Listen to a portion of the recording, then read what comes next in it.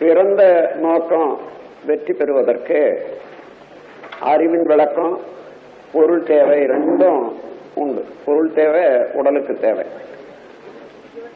இப்போ 7 சம்பத்துகள் மனிதனிடம் சரியாக இருந்தாதான் எல்லா வகையிலையும் வாழ்க்கையில நிறைவு பெற முடியும். 7 சம்பத்துகள் என்பது உடல் அமைப்பு. அமைப்பு என்னும் போது குறையில்லாத உருவம், அதாவது கை கால் முதலியவைகள் எல்லாம் குறையில்லாத அமைப்பு.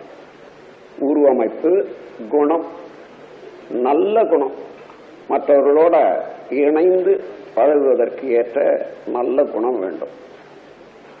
அறிவின் உயர்வு, கூர்ந்து உணர்ந்து சரியாக எண்ணி பார்த்து செய்ய வேண்டியதை செய்வதற்கு உரிய நல்ல சிறந்த அறிவு வேணும். அறிவு நுட்பம், உருவமைப்பு, குணம், அறிவு உயர்வு. கீர்த்தி, புகழ் வேண்டும். புகழ் என்பது நாம தேடிக்கொள்வதல்ல. ஒரு மனிதன் வாழும் வாழ்க்கை எத்தனை பேருக்கு இந்த சமுதாயத்தில் நன்மை அளிக்கிறதோ அந்த நன்மையை பெறும் மக்கள் அவர்கள் வாழ்த்தும் வாழ்த்து, அவர்கள் காட்டும் நன்றி, இதுதான் புகழாக சமுதாயத்தில் மலர்கின்றது. அப்பொழுது உயர்ந்த சிறந்த செயலுக்கும் நடத்திக்கும் தான் இந்த சமுதாயம் அளிக்கக்கூடிய ஒரு சான்றுதான் புகழ். உருவமைப்பு, குணம், அறிவின் உயர்வு, கீர்த்தி. உடல் வலிவு, நல்ல வலிவு இருக்கணும். செல்வம், வேண்டிய பொருளாதார வசதிகள் போதிய அளவு இருக்கணும். உருவமைப்பு, குணம், அறிவின் உயர்வு, செல்வம், கீர்த்தி, இவைகளெல்லாம் இந்த 7 சம்பத்துக்களும் சரியாக இருந்தாதான் ஒரு மனிதன் வாழ்க்கையில தங்குதடையின்றி எல்லாவற்றையும் சரிப்படுத்திக்க முடியும். இது கருவமைப்பினாலேயோ அல்ல சமுதாயத்தில் உள்ள ஏற்றத்தாழ்வு காரணத்தினாலேயோ ஒவ்வொருவருக்கு ஒவ்வொன்றில சிறப்பு இருக்கும், ஒவ்வொன்றில குறைவு இருக்கும். அந்த குறைவாக உள்ளதை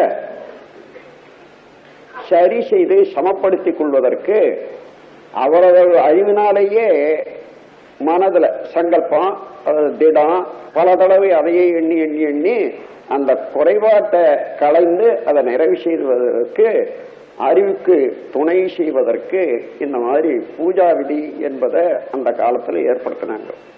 அதாவது ஒரு சடங்கு தான் என்றாலும் எந்த குறைபாடு இருக்கிறதோ அந்த குறைபாடை அவனே நீக்கிக் கொள்வதற்காக மன எழுச்சி, மனதிடம், கற்பனையாக இருந்தாலும் பல தடவை செய்து செய்து செய்து இந்த மாதிரி எனக்கு வேண்டும், இந்த மாதிரி எண்ணும் போது முனை மனமானது அடி மனதோட தொடர்பு கொள்ளவும், அப்ப அடிமனமானது பிரபஞ்சம் முழுவதும் உள்ள ஒரு ஆற்றல் களத்தோட தொடர்பு கொண்டு எங்கே இருந்தாலும் இவனுக்கு வேண்டியது அதை தானாக வந்து சேரும் அளவுக்கு முனை மனம் அடிமனதை தொடர்பு கொள்வதற்கு என்ன வேண்டும் என்பது. அதாவது சட்டம், இயற்கை சட்டம் என்றால் பிராக்ஷன் டிமாண்ட்ஸ், டோட்டாலிட்டி சப்ளைஸ்.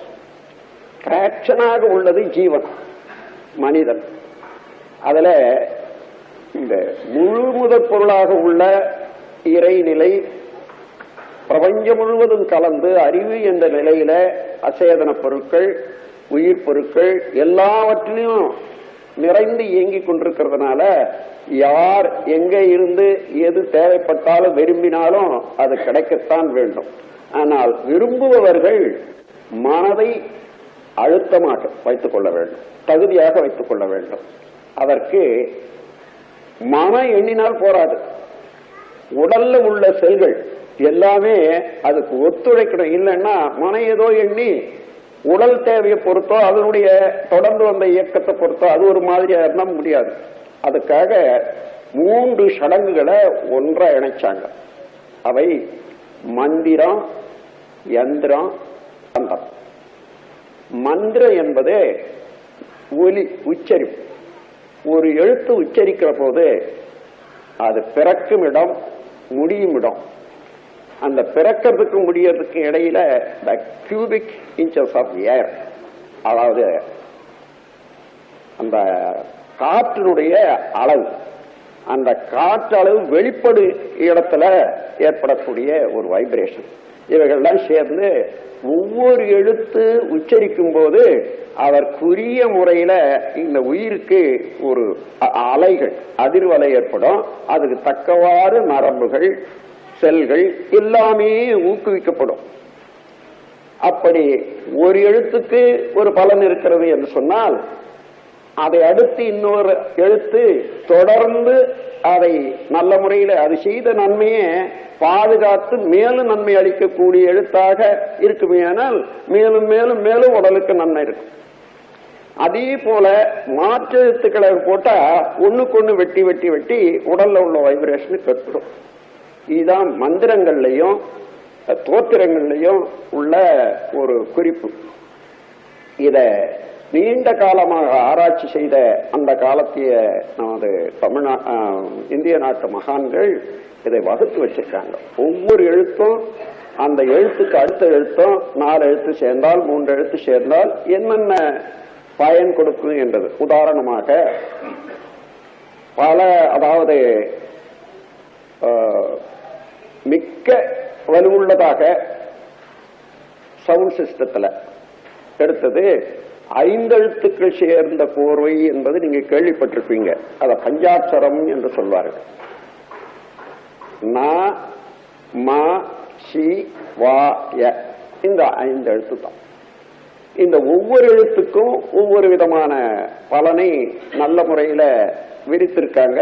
அதற்கெல்லாம் இப்போ நேரம் இல்லை, சொல்ல வேண்டியது அவசியம் இல்லை. தனியே யாருக்கு வேணாலும் சொல்ல தயார். அப்போ அந்த நாமாசி வாயா என்ற 5 எழுத்தையும் அப்படியே சொல்லும் போது என்ன பலன், அதை மாற்றி சொல்லும் போது முன்பின்னாக சொல்லும் போது என்ன பலன் என்று பார்க்கிற போது ஒவ்வொன்றுக்கும் ஒவ்வொரு பேதம் உண்டாகிறது. இதை கணித்த ஒருவர் அது ஒரு அளவு எழுதியிருக்கார்.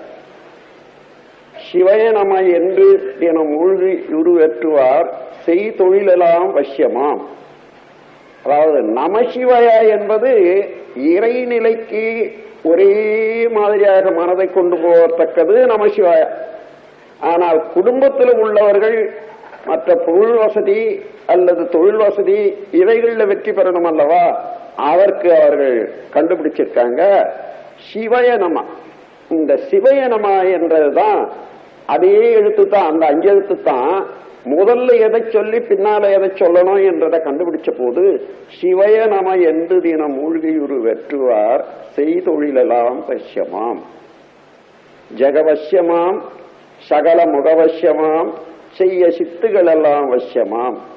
அதிலே பாருங்க, வயநமசி என்று மாட்டுவார் சத்ராதி வானாட விட்ட பந்தாம்.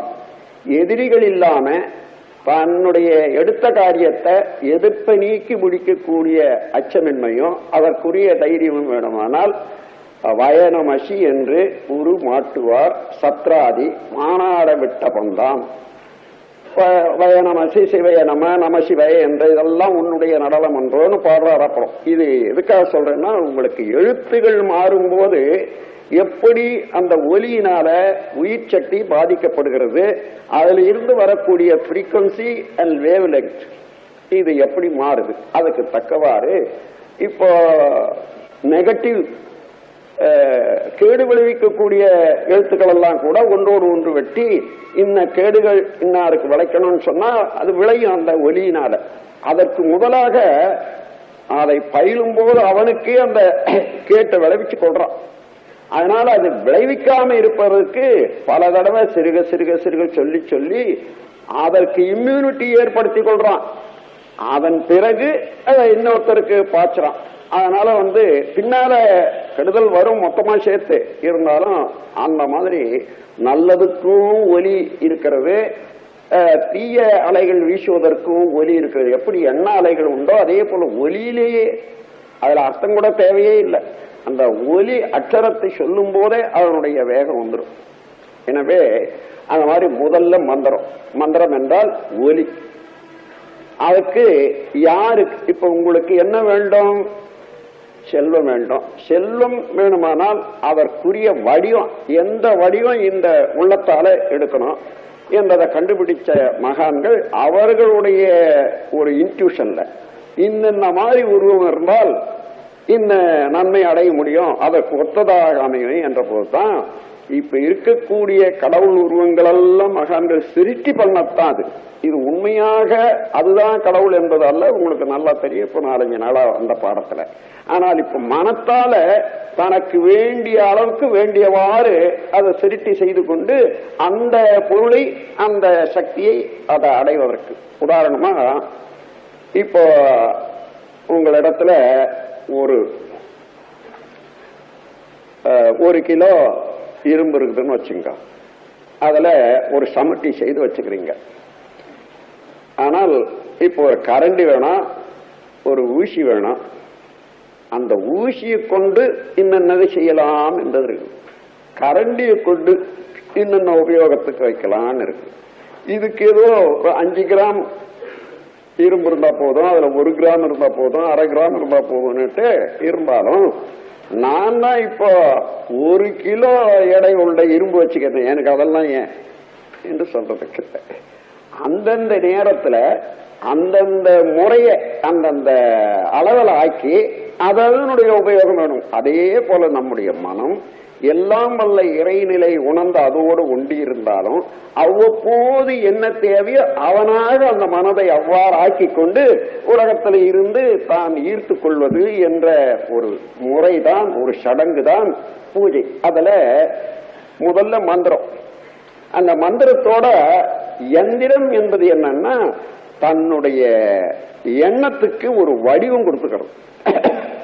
எந்த வடிவம் கொடுத்தால் இந்த செல்கள் எல்லாம், அதாவது ஒரு வடிவம் கொடுக்கணும்னா ஒளி இவைகள் அங்க இருக்கணும், அல்லது உருவ அமைப்பு இருக்கணும். இந்த உருவ அமைப்பை நினைவால கொண்டு வர்றதுக்கு எத்தனை வைப்ரேஷன் தான் இன்ன உருவத்தை கொண்டு வர முடியும் என்றதை கண்டுபிடிச்சாங்க. ஆகையினால இந்த மந்திரத்துக்கு ஏற்றவாறு, அவனுடைய தேவைக்கு ஏற்றவாறு, அடைய வேண்டிய ஒரு நோக்கத்துக்கு ஏற்றவாறு இந்த உருவங்களை கற்பிச்சுட்டாங்க. அது அந்த உருவங்களை கற்பித்துக் கொண்டது சாதாரண எண்ணத்தால் இருக்கலாம், அது மறவாது இருக்கிறதுக்காக படமோ சிலையோ வச்சாங்களே தவிர சிலையெல்லாம் தெய்வமாகவோ அல்லது டெய்டியாகவோ அல்ல. அதாவது இவன் எடுத்த உருவத்தை மறவாது இருக்கிறதுக்கு அடிக்கடி பார்த்து அதே உருவத்தை, இது ஒரு மோல்டு மாதிரி இன்றத அல்லது படம் இருக்கிறத ஒரு மோல்டு மாதிரி, ஒரு மோல்டு வச்சிருந்து லோகத்தை உருக்கி ஊத்துனீங்கன்னா அந்த உருக்கி ஊத்துன லோகம் அதே போல ஆயிடும். அதுக்கப்புறம் இதை எடுத்துக்கொள்ளலாம், மோல்டு அப்படியே இருக்கும். அதே போன்றுதான் இந்த சிலைகளை அல்லது படங்களை நினைந்து அவ்வடிவமாக தன்னுடைய அறிவை ஆக்கிக் கொள்றது. அறிவுக்குத்தானே எல்லா வேகம் உண்டு, பிரபஞ்சம் முழுவதிலும் உள்ள எல்லா அடக்கமாக இருக்கிறது. ஆகவே அந்த அறிவை அவ்வாறு வடிவம் எடுக்க வைத்துக் கொள்ளும் போது அந்த ஒலிக்கு ஏற்றவாறு உருவத்தை அமைச்சுக் கொள்றான். அதன் பிறகு இது எந்திரம். எந்திரம்னா ஒரு கருவி என்று வச்சுக்கொள்ளுங்களேன். அது ஒரு தகடா இருக்கலாம், ஒரு படமா இருக்கலாம், அல்லது ஒரு கல்லா இருக்கலாம், ஒரு சிறு பொருளாக இருக்கலாம், ஒரு பூவா இருக்கலாம், ஒரு செடியா இருக்கலாம், மரமா இருக்கலாம், எதையோ ஒரு யந்திரமாக. ஆனால் எதை நாடுகின்றானோ அவருக்கு ஒத்த உருவமாக இருக்கணும் அந்த யந்திரம். அப்படி பார்த்துதான் ஏற்படுத்தி வச்சிருக்காங்க. அதற்கு பின்னால தந்திரம் என்று ஒன்று இருக்கிறது. தந்திரம் என்றால் ஒன்னும் ஆட்டோ சஜஷன் அல்லது பிரேயர். ஆட்டோ சஜஷன் இன்னது வேண்டிய எனக்கு இன்னது அடைவேன், ஏது குறிப்பாக இவனுக்கு குறைபாடு உள்ளதோ அதை அடைய வேண்டும் என்று அவனா அந்த இடத்துல சங்கல்பித்துக் கொடுவது. அந்த சங்கல்பித்த சங்கல்பம் அலையா வீசி அந்த பொருள் இருக்கக்கூடிய இடம், அந்த செயலை முடிக்கக்கூடியவர்களுடைய ஒரு எண்ணம் இவரோடு இணைந்து அதை வெற்றி பெற செய்வதற்கு உதவும் என்பதற்காக இப்பொழுது இந்த மந்திரத்தில் பாருங்க, ஹரிஓம் ஸ்ரீயும் ஐயங்கிலியும் சவுண்ட், இதெல்லாம் சவுண்டு தான், அதுக்கு அர்த்தமே இல்லை. அந்த ஒன்றுக்கு பின்னால ஒன்று அடுக்கி வச்சிருக்காங்க. அதனால வாழ்க்கைக்கு வேண்டிய இந்த 7 சம்பத்துக்களையுமே அளிக்கக்கூடியதாக இந்த மந்திரத்துல வரக்கூடியத வச்சிருக்காங்க. அப்போ அதை சொல்லியாச்சு. அறிவோம் ஸ்ரீயும் ஐயங்கிலியும் சவும் சந்திரலட்சுமி நமகா என்று சொல்லும் போது அந்த லட்சுமியினுடைய உருவம் பல வகையான நன்மைகளை அளிக்கத்தக்க ஒரு ஆற்றலை மனிதன் உள்ளத்துல அவன் எடுக்கக்கூடிய அறிவினால் எடுக்கக்கூடிய வடிவத்துக்கு ஏற்படுத்தும் என்றதை கண்டு அதை எடுத்தாச்சு. அதன் பிறகு இப்போ மந்திரம் ஆச்சு, யந்திரமும் ஆச்சு. அதுக்கப்புறம் தந்திரம் என்ன? தெய்வவசிய, தூதவசிய, லோகவசிய, ராஜவசிய, ஜனவசிய, புருஷவசிய, ஸ்ரீவசிய, புத்திர சம்பத்வசிய, இவைகளெல்லாம் எனக்கு நட்பாக அமையணும். எப்படி உனக்கு எல்லாம் வல்ல இறைநிலையாக உள்ள பூரணத்துக்கு இந்த உலகம் பூராவும் அடிமையாக இருக்கிறதோ அதே போல எனக்கு இந்த செயல் எனக்கு உண்டாகணும். இந்த நாகலோகத்தில் உண்டாகிற சர்வஜீவ பிராணிகளும் உன்வசமானார் போல் என் வசமாக வசிய வசிய ஓம் ஸ்வாகா. இதுதான் இப்ப போட்ட மந்திரம். இது போல ஒவ்வொன்றுக்கும் உண்டு. அதனால அத தேவையில்லை என்று சொல்றதோ தேவையில்லை என்று சொல்றதோ அவரவர்களை பொறுத்ததுதான்.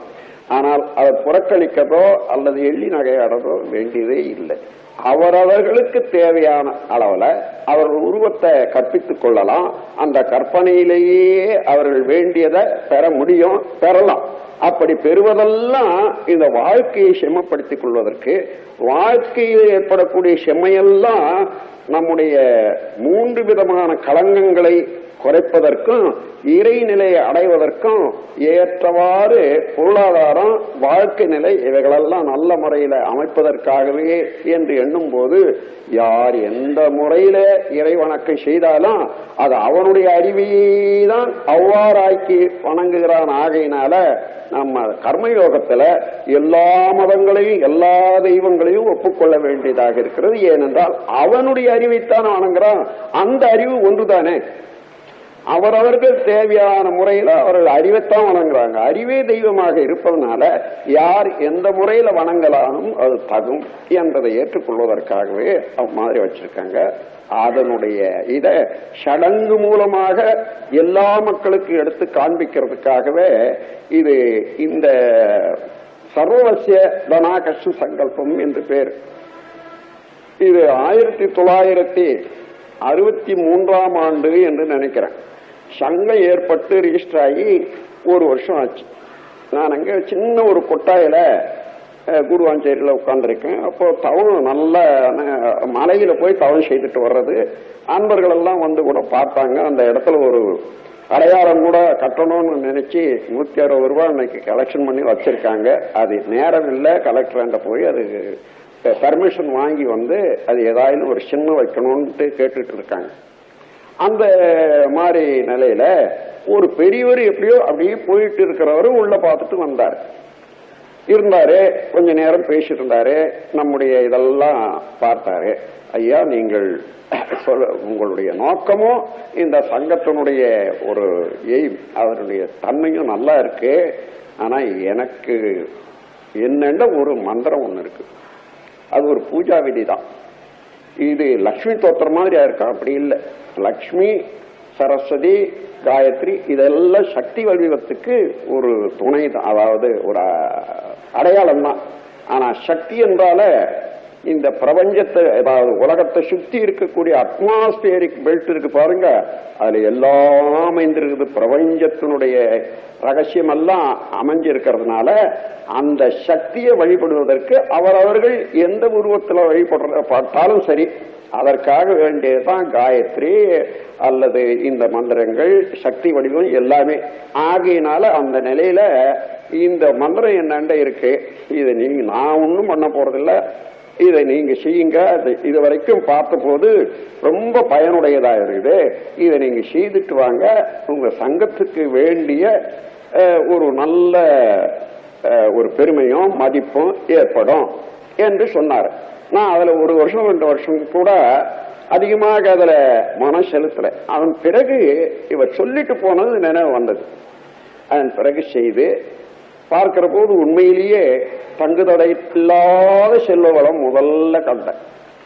அதுக்கு அதன் பிறகு மக்களுடைய தொடர்பு, அன்பு, பண்பு இவைகளெல்லாம் மேல வர்றது பார்த்தோம். அதன் பிறகு இப்படி இருந்ததுன்னா இது நமக்கு தானா பார்க்கலாம் என்று நண்பர்கள் சிலர் யார் யார் செல்வத்துல ரொம்ப சிரமப்பட்டிருக்காங்களோ அல்லது வேறு பல காரணங்களால ஒரு கீழ்நிலையில மன சோர்வோட இருக்காங்களா, அவர்களுக்கெல்லாம் இதை செய்து வைக்கிறதுன்னு அவங்க பேரால செய்து பார்த்தேன். ஆனா அவ்வளவு பேரும் இன்னை வரைக்கும் சொல்றேன், அவ்வளவு பேரும் அன்றில இருந்து ஒரு புது தெம்போட புது மலர்ச்சியோட அவருடைய வாழ்க்கையில செல்ல பலமும் மற்ற குறைகளெல்லாம் நீக்கி தடைகளெல்லாம் நீக்கி பல நன்மையை அடைந்து வருவதை பார்த்த பிறகுதான் இதை நம்முடைய சங்கத்துல உள்ள அன்பர்கள் எல்லோருமே அனுபவிக்கட்டும் என்ற போது அதை இங்க புகுத்தி இதையும் எல்லாருக்கும் சொல்லி கொடுக்கிறோம். யார் வேணுமானாலும் கத்துக்கலாம். ஒரு வெள்ளிக்கிழமையில ஒரு 9 தடவை செய்யறதுனாலும் சரி, தினந்தோறும் 9 தடவை அது செய்யறதுனாலும் சரி, அதனால தவறில்லை. அது அத்வைத நிலையை அடைந்தவர்களுக்கு இந்த பூஜையோ இதோ வேண்டித்தானா என்ற எண்ணம் வேண்டாம். சங்கராச்சாரியார் ஒரு பெரிய மகான், உலகத்துக்கு அவரை அந்த காலத்துல அவருடைய மதிப்பு தெரியாத ஜாதி பிரஷ்டம் செய்துட்டாங்கன்னு சொன்னா இது உலகத்துல இருக்க வியாதி. அதே போல அவருக்கு நடந்து போச்சு. ஆனால் இந்த உலகத்திலே அத்வைத தத்துவத்தை நேரடியாக விளக்க அவதாரம் எடுத்த ஒரு மகான் சங்கராச்சாரியார். அப்பேற்பட்டவரே அந்த அத்வைதத்தை விளக்கிவிட்டு அதுக்கப்புறம் அவர் இந்த சௌந்தர்ய லகரி இன்னும் மற்ற நூல்கள் எல்லாம் பார்த்தீங்கன்னா சக்தி வணக்கம், சக்தி வழிபாடு, அந்த தத்துவத்துக்கு என்னென்ன சவுண்டு வேணுமோ எந்தெந்த உருவம் வேணுமோ அதெல்லாம் வச்சு அவர் பல புத்தகங்களை ஏற்படுத்தி வச்சிருக்கிற பார்த்தீங்கன்னா இந்த உண்மை விளங்கும். ஆகவே அந்த முறையில ஆராய்ச்சியை எடுத்துக்கொண்டு இது தேவையானவர்கள் விரும்புபவர்கள் எடுத்துக்கொள்ளலாம், செய்யலாம் என்று கூறி இந்த பூஜையை நிறைவு செய்து வைக்கிறேன். இதன் மூலமாக நீங்களும் உங்கள் குடும்பமும் எல்லா வளங்களும் பெற்று சீரும் சிறப்பும் பெற்று மகிழ்ச்சி அடைவீர்களாக. வாழ்க வளம்.